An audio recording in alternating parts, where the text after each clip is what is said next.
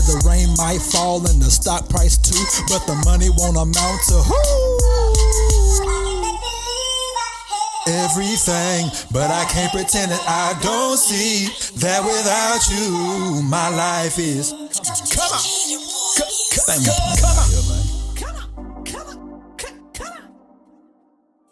Welcome to GSH. Give me some headlines. Season 3, episode 88.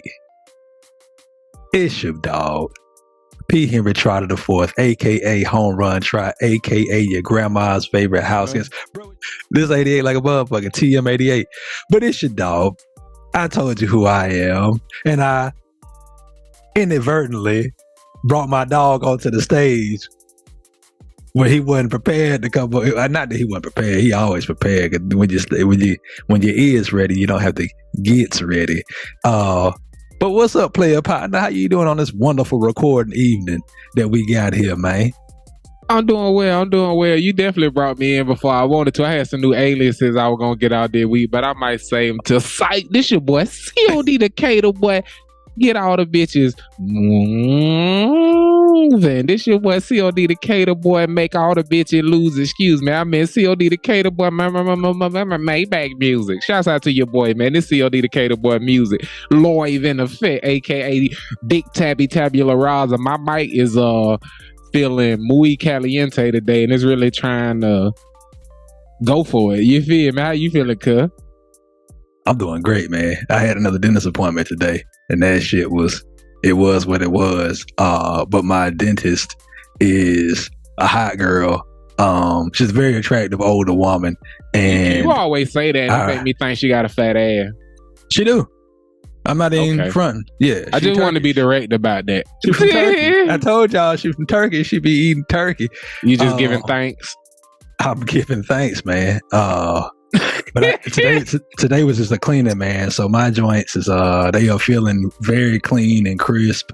And I mentioned today when I was over there that I remembered from last time that she was having some back issues, and I saw that she dragging around all that ass. Right.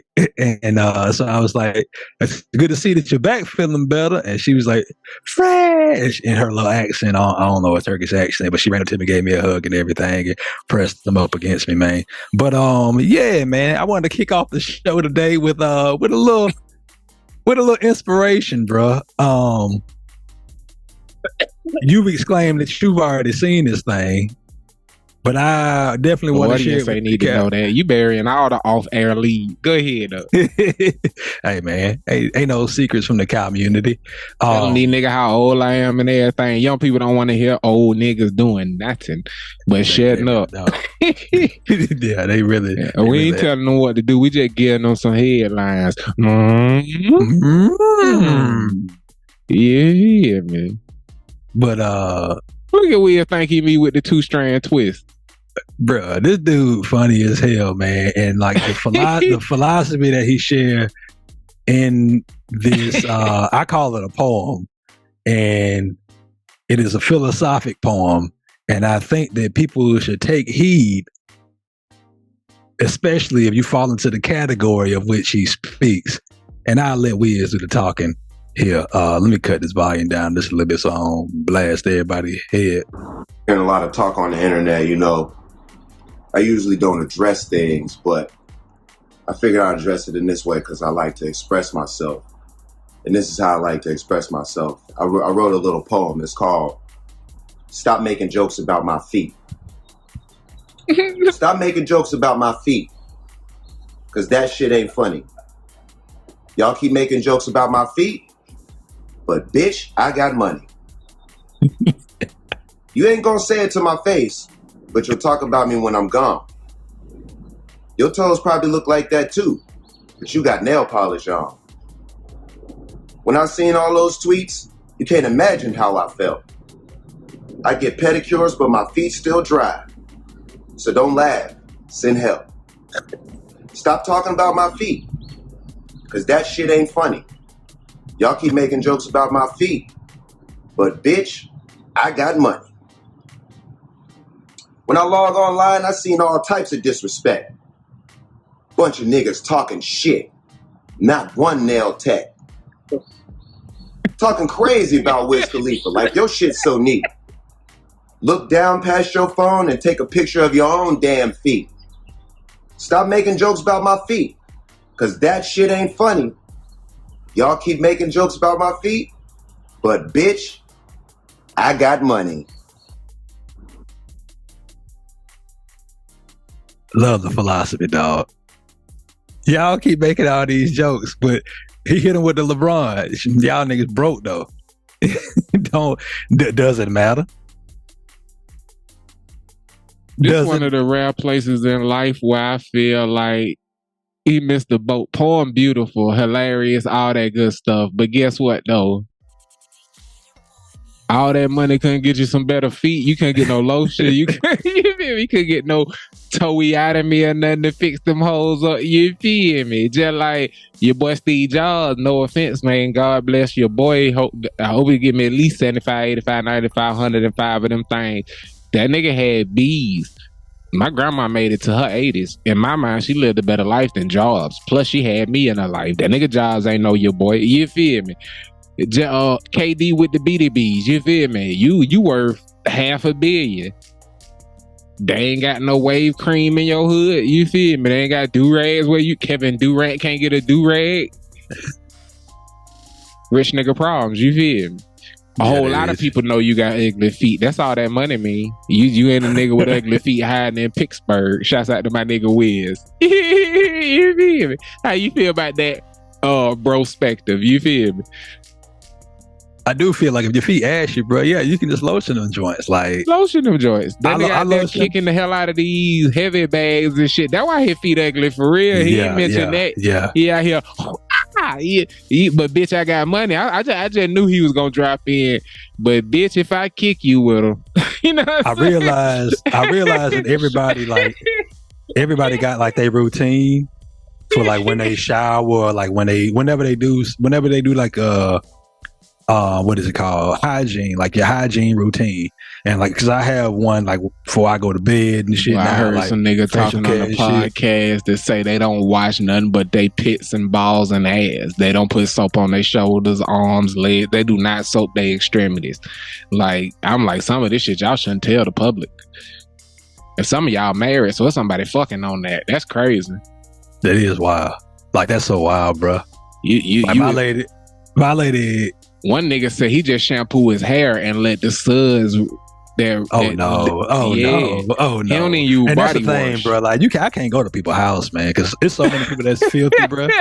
Like I have yet to. If I be listening to the women podcast, the first thing, niggas, when that girl go to your bathroom on that date, she looking in your shower and in your medicine cabinet trying to see what the fuck going on around there. So make sure you ain't in that bitch with some Dial soap in your bathtub, nigga. Get you some soap, some bars, some body wash, some shampoo. Yeah, even man. if you don't use it, they could be heavy as fuck. You know what I mean?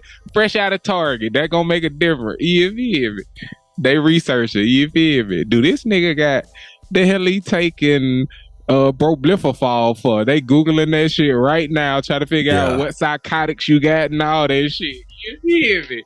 Yeah. Super sleuths. And I can't blame them. Protect yourself, ladies. No, for real, bro. You know what hopefully psycho niggas ain't watching like I'm watching and hiding psycho shit. This is for regular niggas who need to know if they trying to put their best foot forward. That's a part of your Wiz Khalifas. Yeah. Like Big dog. I like pre-show when we talked about them. I would much rather listen to the headlines that you. Can you do me a favor? What's that, my dog? My dog? Can you give me some headlines? Headlines. I definitely could do that, man. My dog told me prepare something crazy because we coming back strong. You feel what I'm saying? Dynamicity. Yeah. Hit it with another one. Yeah. Give him one straight toward the lens. Hold up. Make some noise. Yeah. I thought you was gonna make that Dave Chappelle from Blue Street when he talked about do the move. Do the move. Do the Gus and Eyes move, tell him. Do the Gus and Eyes move. You feel me? Oh. This week's headlines come straight from the source, the cow's teeth. You feel me? The straight from the mutter, you feel me? The mutter, the moo utter is what that is for the people who don't know country. Yeah, man. But I got actual articles from sites, and depending on what's chosen, I'll let you know then. But we got 5 choices. We gonna flick them bitch. You feel me? We finna just get it lit. We gonna light it up. You feel me? Headline. Excuse me. Cabeza Linnaeus. Uno. You feel me? Titanic disaster. Deep blue wait and see. Blink 180. Who? Headline number dose. JP Mafia settles Epstein victim lawsuit.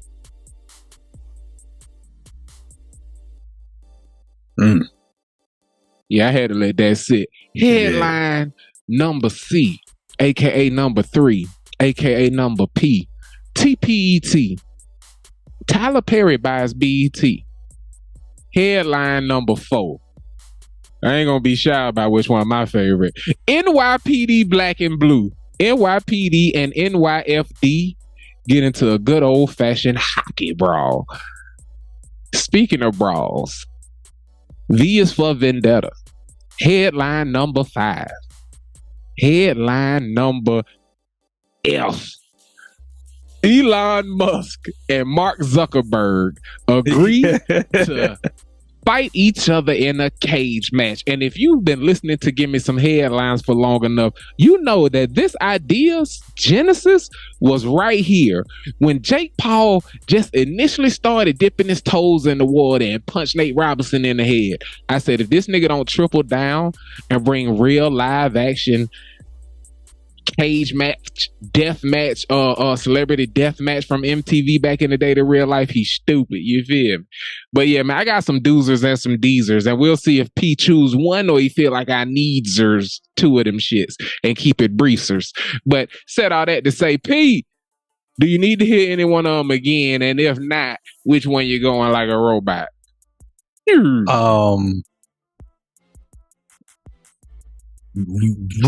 Let's talk about we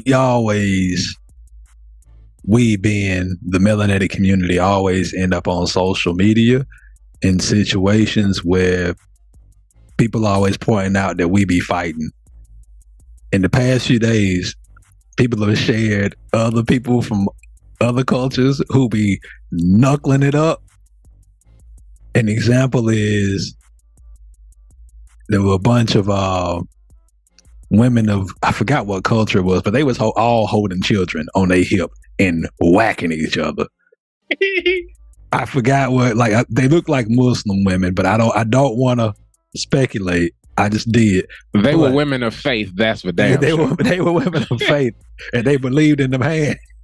Women of God. We don't know which angle they was worshiping God from. They believed in them hands. And they all had babies on their hip and was yakking each other. So let's go with that NYPD Black and Blue. Don't mind if I do. Can you see what I just pulled up on the screen, sir? Yes, sir. That save when it was 7-5 by Bataglia. Here we go. Here we go. Here we go. Off the face-off. Wow. Here we go. Gloves off. No buckets. We're going on this Esposito. This is going to be a NY. Ryan Dermody for the cops. One-on-one. Cut. Esposito. And this one goes in favor of FDNY. A fitting way for this FD is game in black. PD is in gray. Early on, FD is in black. PD is in gray. For everybody watching from the audio podcast, I'm gonna run that back. I forgot to commentate that, but Here we go. Here we go. We about to get live. We about to get booked. It's about to get ugly. Commentated with me, P. All right, we got NYPD in gray coming in with a he came with a grab for the collar. Yo, uppercut, nice straight right. Hey, that's how you do it. FD comes in with a right hook that knocks down PD. Ooh, there it is. Okay. FD PD might have actually got there. He landed more, but FD came with a right haymaker over the top that ended it. I don't think they let's see what happens in the aftermath. And this is all New York, right? All New York, yeah. This is the annual charity game. That seems to be worth the money. Shouts out to them. We're giving people they coins. Oh, here we go. Y'all, Y'all, nice sausage, slice of pepperoni. But FD got a chin of steel though. Watch this. Yo, you see how he came over the right? Ooh, he ate 3 to deliver that one. PD hit FD smack in the mouth. Both guys. That's a good fight. And he came straight down the motherfucking what they call the fire pole when nigga come sliding down that hole. It actually get crazier. Like after they fought probably 5 fights during the joint, and then they actually get into a crazier brawl in the aftermath of that. I love the fact that FD jaw so strong. When PD hit FD in the jaw, it hurt Buddy so bad that PD dropped to his knees because he connected and didn't get hit and fell. Yeah. The fire department got jaws of steel over there in New York City, man. Also, shout out to New York, man. New York get a bad rap, bro. New York got some great people. It's a great place, man. People always talking bad about New York, bro. Don't go to New they York. still heroes in my book. I ain't waiting for a tragedy. Man, for real, bro. Shouts out to NYPD and NYFD for getting out there and giving the people what they want. Man, for real. That's what's up, man. I support it. I would love if they should have civilians get out there and play hockey against FD and PD. I mean, it should be FD versus PD, but FD should also have civilians. And flag football at best. We need some non-contact. We don't need a legit place they can get, you know what I'm saying? Basketball is pushing it, you know what I'm saying? Because civilians is going to be elevating, and we don't want them coming out the ass, you know what I mean? Yeah. That's fair. Shit, them cops take off that 40-pound belt, fuck around, be like Jordan in Space Jam out there, bitch.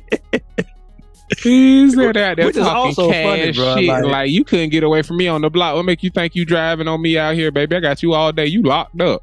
you Akon out here.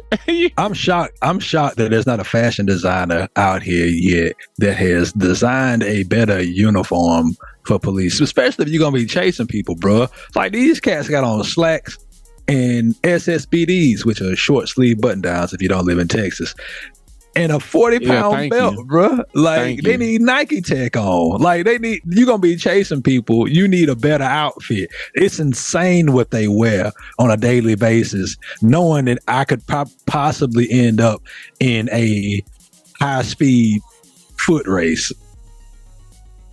It doesn't make any sense. We need police department shoes, tennis shoes, running shoes, New Balance need to do something, Nike need to do something, and then we need the Nike Tech, and Nike had whole suits, Nike Tech suits. They can definitely come up with a Nike Tech police uniform. I just, if you out here protecting this urban, you gonna get actually keep on what you got on. So if you're chasing down anybody I know, they can get away. What am I talking about? Yeah, I was like, why is he trying to make these niggas more agile? Keep them in them straight legs, slacks, so they can barely bend their shins. Them niggas in pants that it looked like was built for Dion. You know what I'm talking about? Prime time. They got them long ass femurs and short shins. Yeah, they got them prime time ones on, and they need some goddamn LBJ 2s, some symmetrical pants. Yeah, man. Speedy recovery for the homie. He a national treasure, man. Life funny like that. That nigga the fastest thing on Terra for most of his life, and now, you know what I'm saying? He not. We'll just say that. Yeah, now he not. But can I do you a favor, my G? Could you give me some headlines? That I can do, man. So the headlines that your dog came up with are a little bit not different, but but different. I have a question. And that question is, who told your ass to go in there in the first place? And I got 3 options for you. Option number 1. We all love Goldilocks and the 3 Bears. Don't we, though? You feel me? Who told your ass to go in there in the first place? Option number 1 is animals and intellect. Option number 2 is travel and tech. Option number 3 is politics and international affairs. No, fuck number 3. Give me them animals and intellect. That got my goat. You already know. You seen where I went with it. I immediately went to animals and parables and life lessons. If you don't know my dog, if you want to get him anything,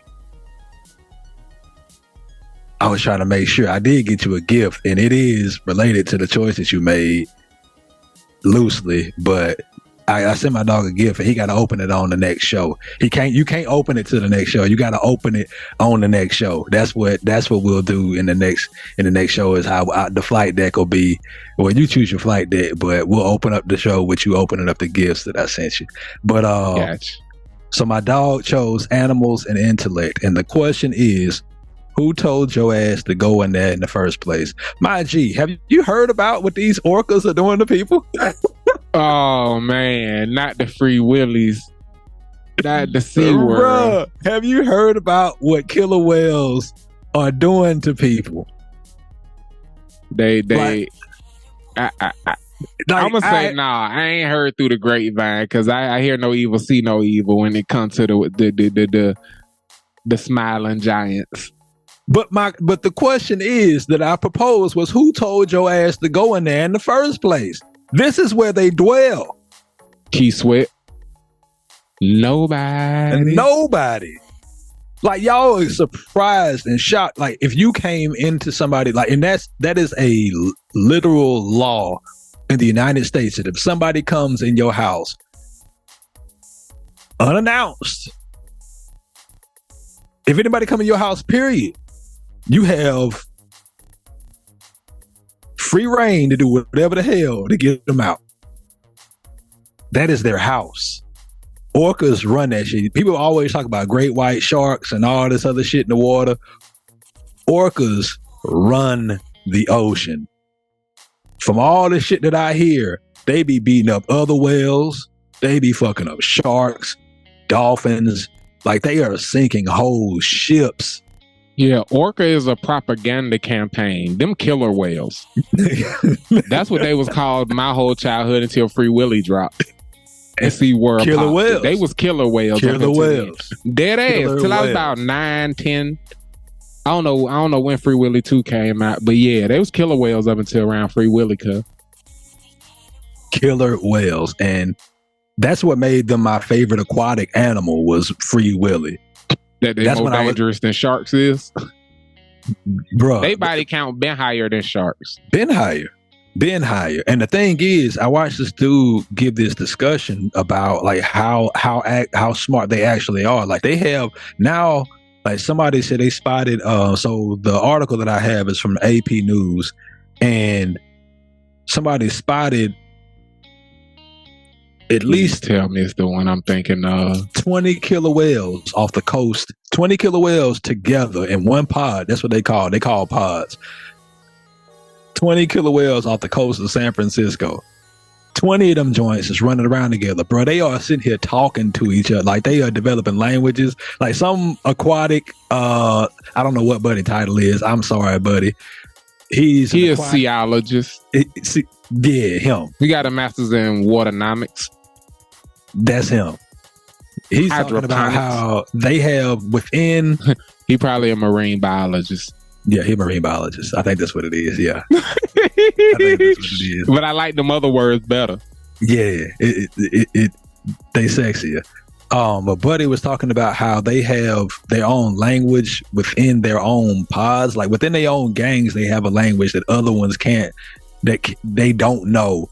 And they calling each other by names and all types of shit, bro. And like, there's one whale that's apparently going out and teaching tactics on how to sink boats. El Jefe Negro. Oh yeah, it's one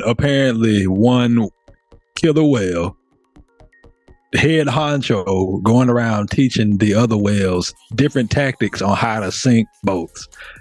Like he's literally teaching them how to sink boats. So y'all might think animals dumb, but they really got it about the mud, have survival instincts, and are communicating in ways that we couldn't fathom before. And here, give me some headlines. We are for it. And not only do they got them other instincts, they got them killer instincts too. You feel me? No saber wolf. Was that nigga name? Who your favorite character? No killer instinct. Man. Cinder. I just like his name. Cinder. That's a bit. Hey, time about. Oh, and believe it was cute when that video went viral of them killer whales and how smart they was, how they was going under an iceberg and rocking the iceberg to knock the seal off, but realize that if they could flip an iceberg, look at what they could do to a boat. You feel it? A glacier, a fractured glacier, they could just flip it how they feel, like a three of them just going under. Whoop! You heard one it here first. Waiting on the backside. Killer whales sank the Titanic. You heard it here first. Yeah, they said it was an iceberg. They got embarrassed. Killer whales sank the Titanic. They've been at this shit for over 100 years. Yeah, nah. They've been at it for allegedly. We'll fuck around, be in a court case with SeaWorld. They got there. Who they there? Peter. Them niggas who be riding for animals who never asked for a defender. You feel me? They got claws and jaws and all kind of shit. You seen how Mama Elephant handled it when that poacher bitch had killed the baby? You feel me? She rode on at the funeral and everything. They don't need Peter. Magnificent. They don't. They really don't. Yeah, you talking about. You seen a stray dog before? They'll let you know to treat dogs right. You feel me? Bite the shit out you. Oh shit, that dog need a home. You feel me? They don't need Peter to teach that lesson. You seen a dog without a home, it'll teach you that every dog deserve and need a home. The world better when every dog got a home and people. You feel me? Because a dog with people on the loose just want a snack.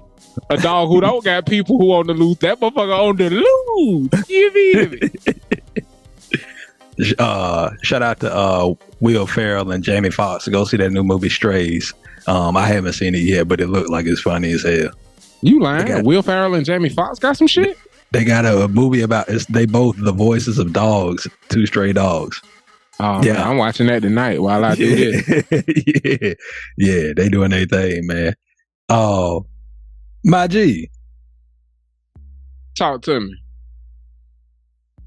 Can I dame algunos títulos de libros? Can I give you a book title? Okay, I thought you was saying some pages or something. I don't know what the hell going on. Yeah, I'm gonna give you not pages, but I bullshit book club. Yeah, exactly.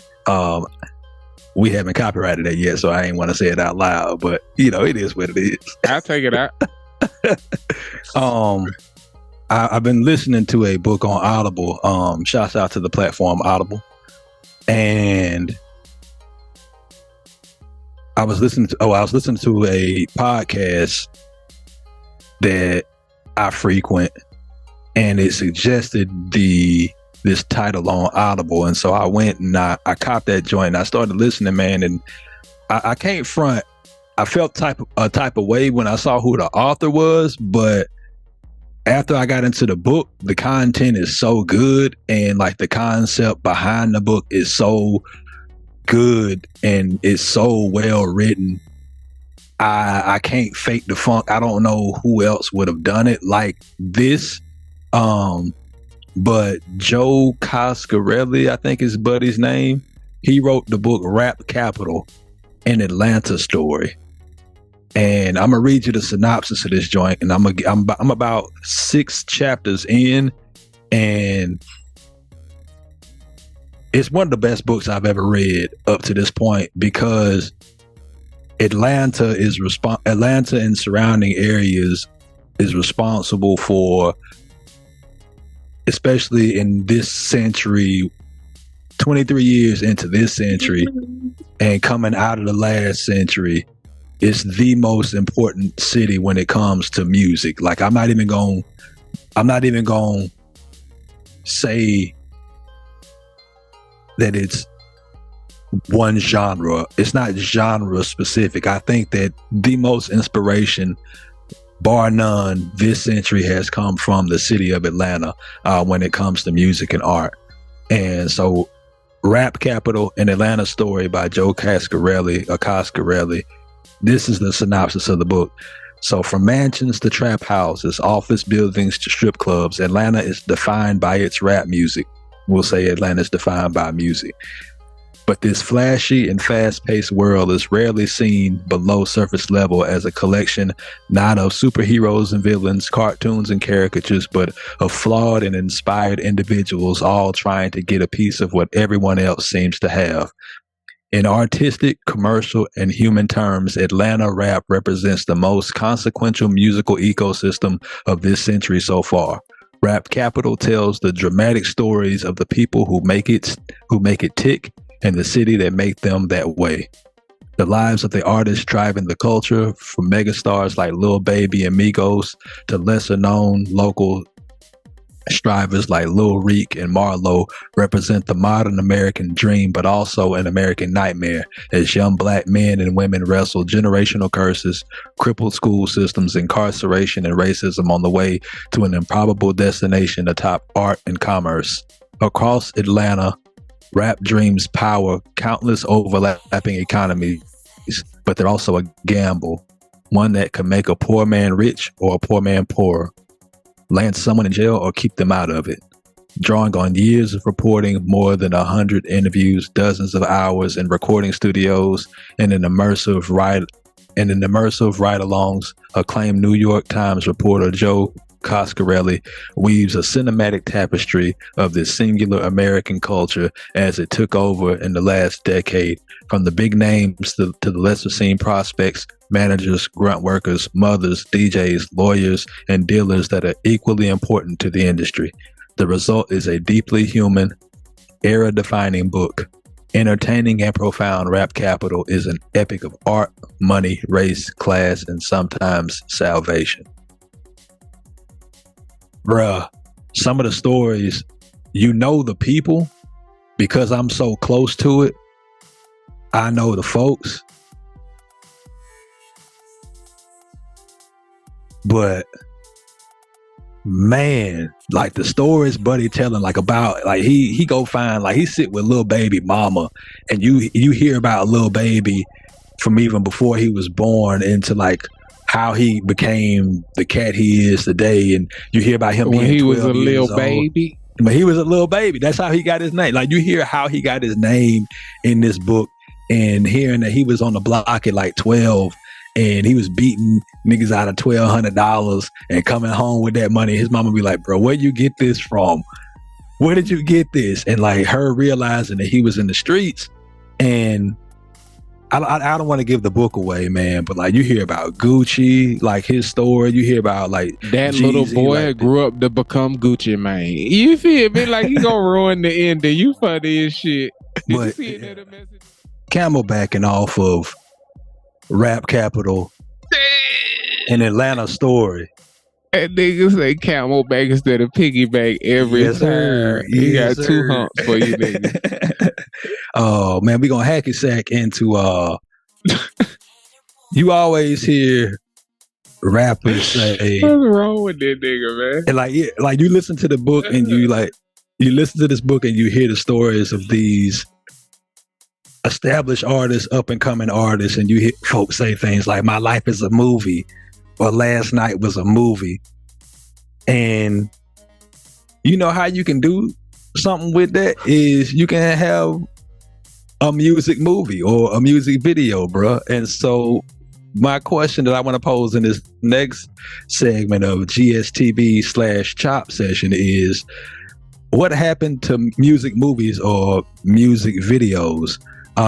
So when the MTV to the record store pipeline was at its height, like the industry poured money into music videos. Music videos was at least 4 minutes, and they was commercials for like record labels. And ways for them to reach their target audience. And we had platforms like The Basement and 106 in Park to share like these visuals that people that put together, man. And I'll give you an example. Video killed the radio star. The internet killed the TV and star. The television, damn, the word was right there. Fuck. YOLO. You only get one shot, people. That shit was such a good take. I fucked that off. It was a great take. Oh, fuck. I remember being at the Stew, man, in Scottsdale, Georgia, not Arizona, and take the S off. You was Scottsdale. Hell yeah. And you put on a video for me that, bro, I still watch to this day. At least you put it on for me when it came, not when it came out, because I think it was 2016 or 17 when we watched that joint. And like, I still watch it to this day, and I feel like it's one of the best music videos that I've seen. And I think it's so simple, but the artists, what they bring to it, and the vision. I forget who directed that joint, but the New Flame joint, bro, Chris Brown featuring Usher and Rose. Like, I remember that shit like it was yesterday. Classic. Yeah, and that joint dropped almost 8 years to the day. So June 30th, 2014 is when that movie dropped. Yes, sir. And it has 429 million views on YouTube today. And that's, I don't know. And the reason I came up with this question is because I've been listening to this podcast called Trapital. Shout out to Dan Runcie. In 1987, Martin Scorsese had a $2.2 million budget to direct the 18-minute short film Bad for Michael Jackson, bro. And Scorsese introduced Wesley Snipes to you chumps. Bruh, one of the coldest. Like, and people think about, like, when you think about fame, a lot of record labels and shit have moved away from those types of investments. $2.2 million, like, and that's an anomaly. Like, that's really out there. Like, that's a lot of bread. But I mean, that album was gonna make them hundreds of millions of dollars with the tour and all that. So investing $2 on a visual ain't shit. If you do that for 5 visuals, that's $10 million. That ain't nothing. And that's the thing, like that. The thing, and I know that you and I focus on that, like, as we build in this media company, is like visuals are very important, and it's a mixture of short and long form video. It's a rom-com. You feel me? Yeah, like the things that we have that we are working to build. I'm trying to get a $2 million budget for like a 20-minute film, and because I think that's like it's super dope. Like, you got 18 minutes, one song. Like, he did Bad. I'd love to get Netflix to give us a contract to do the album, the visuals for them. You feel what I'm saying? And they drop the whole. They give us 2. We could do it with 2, bro. That would be easy. Hard. We need to pitch them fuck nigga. We gonna do that. Square bitty. They gave Mike had that was 2.2 back in 87. Like, we give us 2 in 2023. They're like 600, 700K. Yeah. Give her that. But how do you feel about, like, what's your, because you are somebody who introduced me to like the art form, and which is a lot of the reason why I like really want to do music videos and why I focus on videography and photography so hard is because, like, once I was introduced to that, to like that art form, because it's an art form in itself, man. Kendrick went and started a company with the guy who did his music videos, Dave Free, his creative director. And that's now where PG Lang lies, is between like the music side and like the advertising videography side of art, and they blend in that joint together. So I think there's a whole lot of application for us to really build like this world out. Like, our studio is not going to just have music equipment in it. It's going to have videography and photography. Like, it's going to be a full service studio for people who are artists who want to build in that medium and in other mediums as well. Like, fashion, food, like the studio is going to be fantastic. It's going to be better than the Art Institute. Shout out to the Art Institute. I used to be a student at the one in Atlanta, but they hold your dog on that financial aid. So, but they shout out to Miss Ostrovsky and a few other folks over there who it was a lot of dickheads over there, but it was some solid people, like my piano teacher. So shout out to her. Yeah, but go ahead. Kind of briefly give you my thoughts on how we get here. It's a direct line path. Everything always go back to racism, which bitch, if you go to racism, it do. When 106 in Park destroyed TRL and it was no longer a competition in the ratings, it became the flagship for putting your music video on a pedestal. And that's when you had artists like Justin Timberlake and stuff like that start to come bring Sexy back and present it at 106 in Park, and then Sexy back #1 for 10, 20 weeks and shit. You feel what I'm saying? So this is a part of what made BET strong enough to where Viacom wanted to come buy it, and they went and bought BET and they bought VH1. So MTV parent company Viacom buys BET and VH1 because they no longer have the flagship for making something break. And if you're unaware, Viacom is a part of the NBC Universal network. Mm-hmm. So they had a vehicle where they could deliberately make sure their videos were the spotlighted video, even if the voting didn't necessarily say so. But you can't do that if another network is actually running what's hot. You feel what I'm saying? Yeah. So BET then gets bought out by Viacom, and it becomes a duplicate of what TRL was, because they got Free and AJ out of there, and then they got Terrence J out of there too. Like, everybody who were flagship pieces, they made sure it didn't work, because when they got AJ and Free out of there, they wanted to give us something that wasn't gonna work, but we supported it so strong.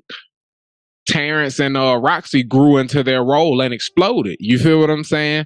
So when they couldn't kill it, they just took it off the air. So now you have nothing highlighting the music video. Being Mr. 106 in Park is a part of what made Bow Wow a staying power, because his videos were always the shit. That Bounce With Me video with the dogs and he riding a bike with the pigs, nigga, everybody had a BMX like Bow Wow back in the day. When you was 12, nigga, everybody had the BMX with the pigs. Niggas putting playing cards in the bitches so it went when you rode and shit. It was nigga be like, boy, if you really my round, if you really fuck with me, you don't need them pegs on the front, nigga. You ain't finna be doing no ollies and crazy shit. They be like, bro, go ahead, do your thing. You get your dog the 2 pegs off your front for his back. You feel me? Because we ride on the back and we in that bit bouncing the gang. Yeah, gang shit, nigga. Shirt off my back, food off my plate type love. You feel me? So not having a platform or vehicle that celebrated it, being bought out by MTV, and now the only thing that gives you an award is a platform that frustrates our superstars to the point of interrupting a young pop star's speech because they feel you have cheated one of our Pantheon artists in Beyonce. That's the frustration that you have when they destroy 106 in Park and what we had for us. Because you could do your stupid ass VMA shit. If you had the shit that ran for the most weeks at 106 in Park, they celebrated you every year as the king of 106 in Park. You feel what I'm saying? That was our video of the year. Fuck what y'all talking about. But that shit destroyed the power of the fans making shit hot. And really the motivation of the artist to cater to the fan through the video. So now everything is just on the internet. And you got whatever's speeding up on YouTube, and you thinking what's going to get this 15 cents as quick as possible. So having it be long when you getting paid per view don't make sense. So that's why your video's 2.5 minutes, 3 minutes long, and you don't have a budget for a 30-second intro that ain't actual music playing behind the audio. You feel what I'm saying? Yeah. So yeah, that's my little soliloquy on how we got here anyway. when YouTube became the vehicle for it and they got bought out by Vivo and they was trying to figure out a way to make you do it and monetize it, and it's all through advertisement and product placement and shit, it jumped the shark. We're gonna bring it back though. And that's you right there. We right there. How Martin be doing it. So my question to follow up that is like, that's how we got here.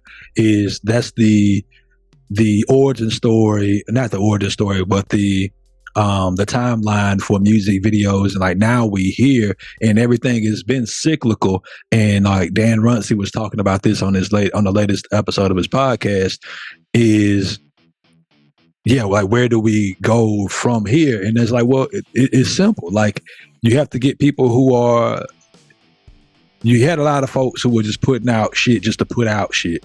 And everything started to look, everything was like a carbon copy of the last thing. And like nobody was really, like you have those people who are creating in that space. And like I went and looked up some music videos from it's a Korean like K-pop group called Blackpink. And they jamming, bro, and like they have this some nigga listening to K-pop. Hell yeah, I listen to everything. My dog. I listen to everything now, man. I started watching that show, The Idol, with The Weeknd, and one of the young ladies. You watching this crazy shit? All I'm seeing is clips that go viral, and it seem wild. It's good, bro. It's good, man. I think this nigga playing himself. You feel what I'm saying? He some of the he quotes, really is. I'm like, that how The Weeknd be talking to Selena friends and shit? Like, I think this is who he is, and people are like, oh, it is kind of cringy, bro. Like, I mean, it's some uncomfortable moments in there, bro. It seemed like The Weeknd. Like the clips I seen make it seem like it's what the niggas who be in pornos be up to when they not in pornos. That's the type of acting it seemed like. You feel what I'm saying? Like when he cuss and the way certain stuff is said. I can see that. You feel what I'm saying? It's dark. I seen a clip where he say something dirty to his old lady, and I'm like, that don't. If I said that like that to a bit, she going? Like that how niggas is moving? Like that ain't how I do it. You feel me? Yeah. But he The Weeknd. And if he thinking I'm in here acting, and acting when you do it correctly is living truthful in imaginary moments. That's that nigga truth? That's the shit that's fucking me up. Like, is this what the nigga who wrote Call Out My Name is spitting at bitches? That's the shit that's fucking me up, cause I'm out here dragging hoes to these episodics, and that ain't how I thought this. That ain't how I'm doing it. That ain't how I'm getting to the point where I'm playing The Weeknd music. You feel what I'm saying? That ain't how I'm doing it. Yeah, so, yeah, not at all. I didn't know if this is who he is. I didn't know this is how he was making his art. So I don't know how I feel about moving forward. Be ready for GSTV on this shit for the flight next week. I'm finna watch this bullshit. Watch every episode that has been made available. We finna talk about this shit. Yeah, it might end up being the whole. It might end up being the whole episode next week. Straight up. We gonna open that gift, the gifts that you got. We gonna talk about this show because there's a lot to talk about. It's a lot to unpack. I'm not even fronting, bro. It talks about like the dark side of the industry. Hey, save it for next week. Okay, all right, yeah, but can I do you a favor? If you could, I wish you would do me and the audience a favor and tell us something good. I got y'all, audience. I got y'all. That was smooth. That was too smooth. It was cold blooded. It was cold blooded. But what I want to share with y'all is, we have a friend, and our good friend and our brother, man. He has this concept called success clusters, and we root for this man. We root for this guy. Is he on 85 South Show? I'm getting to it. Our brother, Mr. Success Clusters Concept, Mr. The Marcus Harvey, made his The Barber Star made his first appearance on the hit television series 85 South, and introduced to me by Kenny Rhodes. Yes, sir. My brother woke up on a vacation and watched. He didn't wake up. He went to sleep watching this show. He woke up watching this show. Everything. Whenever we weren't doing something on this trip, he was watching 85 South. And it was always a new episode somehow. It was always a new episode. Always a new episode. So my brother is probably safe to say they biggest fan. Because gotta be. I thought this nigga was crazy. I was like, nigga, you laughing like that at the same shit? He's like, bro, this ain't the same episode. What's wrong with you? And I called him the other day, bro. Guess what was on in the background? 85 South show. And you can hear him in the background. 85 bro, South. Dude, was funny. I'm on that nigga talk the whole pause, the whole motherfucking vacation. Hit the nigga with jokes and everything. And it might be like a 4-day excursion. And by 3.5 days in, bro, we chilling. We out on the back, you know what I'm saying? Smoking, you feel me? And this nigga just hit me with the coldest shit. Barbecue, nigga, belly full, little buzz, little drink, you feel me? We done been to the beach. And he said, damn, man. Ain't no hoes hit your phone the whole weekend. I said, oh! it was such a... it was this observational humor. Oh, the observational come hit me with the Seinfeld. And then hit me with the, what is up with that? You feel me? That shit. You feel me? I said, you right. Mr. No Bitches. It's me. I'm the problem is me. He got me. If Kenny wanted to, he could be a great comedian, bro. Like, bro, that nigga funny as hell. People think he crazy. Bro got so much sense, and he just like he be hitting me like I'm his older brother, and so he'll tell me I ain't gonna give away his secrets on the podcast because this is gonna hit 100,000 people very soon. So I ain't gonna give up my brother's secrets. But my brother, very funny person, man. If he wanted to be a comedian, he could. And he introduced us to 85 South. And shout out to Carlos. Shout out to Chico Bean. Shout out to I forget other buddy that's on the show, man. But shout out to Young Fly. DC Young Fly. Shout out. I've known about bruh for a long time. Back in the day when I was selling life insurance, I sold some life insurance to her auntie, and she was a manager at the time. Shouts out to DC. He been grinding for a minute. She was like, my baby sing. He tell jokes. He a comedian. He rap when he feel like it. He'll make the beat if he ain't got no beat. He do everything. He gon' make it. I said, doing what? All of it? I said, yes, ma'am. You feel me? Give me a phone number so I can set an appointment. I slang that insurance to anybody, you feel me? Cream. Cash through everything around me. All I ever needed was a product and a fiend. $1 in the dream, that nigga out here getting cream. Them day one bars. You feel me? I sell anything, but go ahead, though. It's another dude on there that he had like the viral Herschel Walker playing football when the helmets was off. I don't know, buddy. I forget buddy name, but he got some like big spots. So his head shaped like an old timey helmet. Them back when Swanee went to Letterman, though, his head shaped like them helmet, them leather bitches. For real. But Success Club, DeMarcus Harvey, our brother on the 85 South show. Listen to our brother spit that real.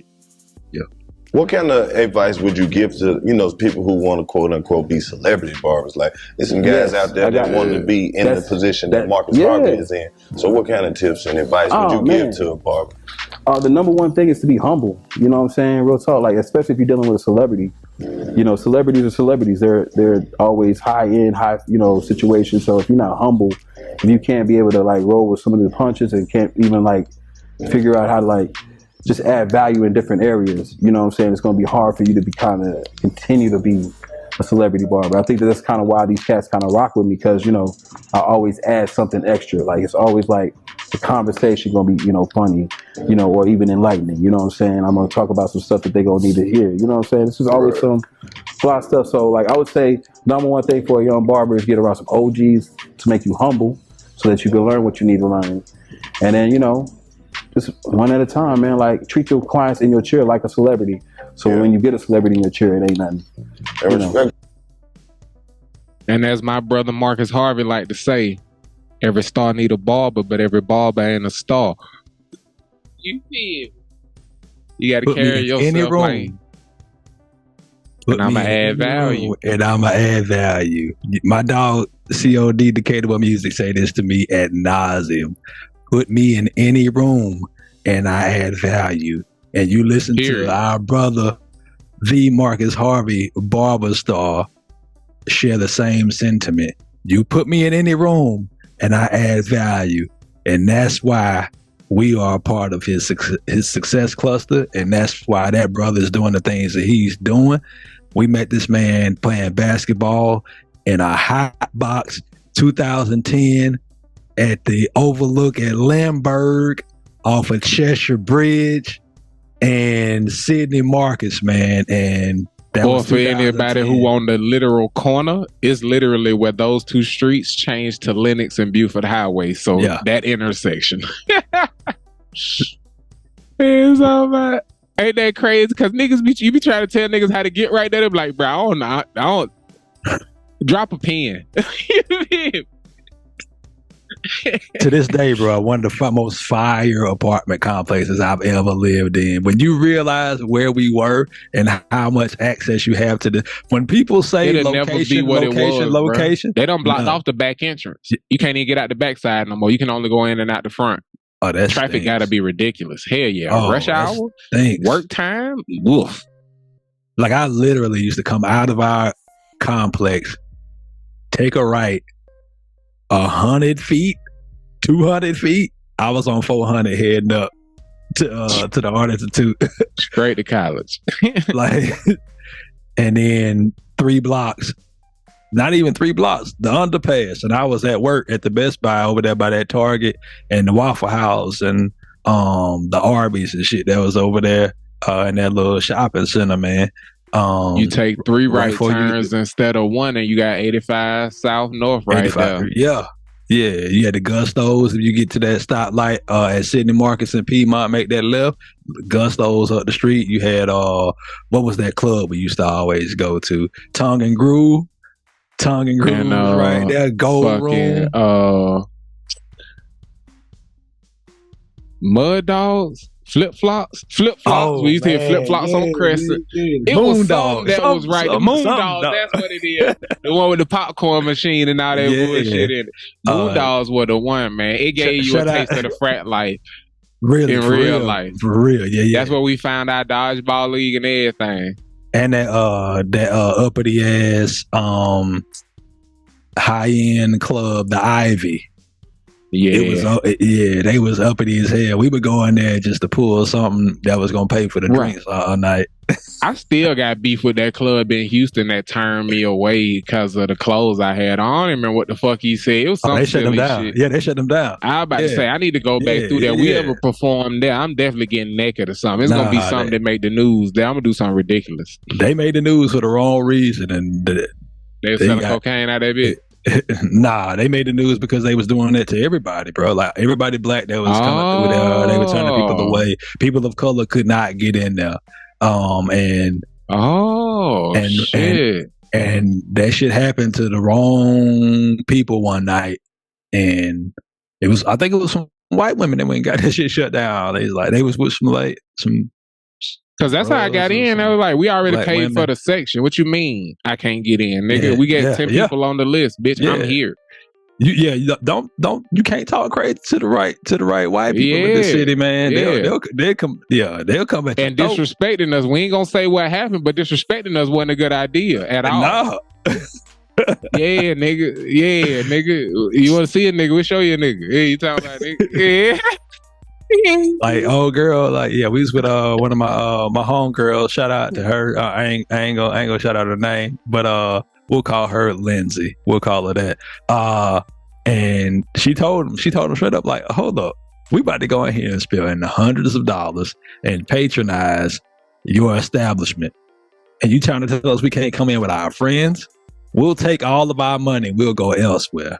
Like, we've paid for a section, we'll get all of that money back, and we'll get this bitch shut down. Like, we coming in here with our friends, and they didn't have any rebuttal. But shout out, man, Success Clusters. They are part of our Success Cluster as well.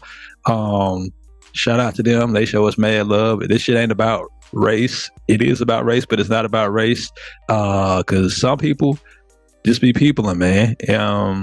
Like Webby said, man, it's some people who don't like police. It's some people who don't like black people. It's some people who don't like white people. It's people who don't like people. Hey, Webby a philosopher, dog. If you don't listen to Webby on social media, that man is a philosopher, and it is great philosophy. He got a neighbor that always like pop up at his house and just like chop shit with him. It's a lady. She just got a Mercedes-Benz truck, and she popped up in Cuz yard. It was like, hey, you like my truck? And he was like, man, look at that bitch fire right there. And she's like, I gotta go get the car washed. You ain't gotta go get that thing washed. That's a dirty bitch. That's a dirty bitch Mercedes. That bitch dirty. I like that. That's dirty. It need to stay dirty. And then he walked up on it. He was like, hold up, this ain't even dirty. What are we talking about here? Very funny, man. Yeah, he also played golf as well, which is awesome.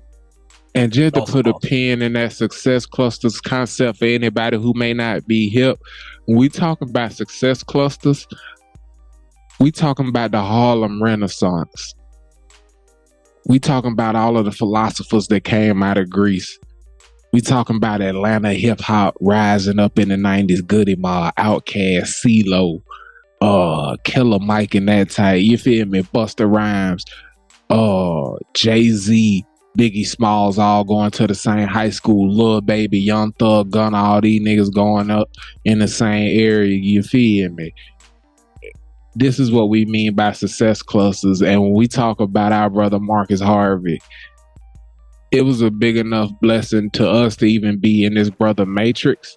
But for him to truly believe that us being around him was two more people getting added to his success cluster. We talking about me, P, Marcus, James Fauntleroy, like the brothers that was, you know what I'm saying?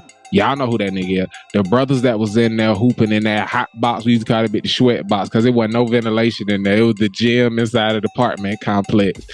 And the brothers that were hooping inside of there all have went on to do great things. And although me and P haven't done it in the public sphere, we've been motherfucking cooking, and it's time to show the world a little bit of what our part of the success cluster look like, and we will not disappoint.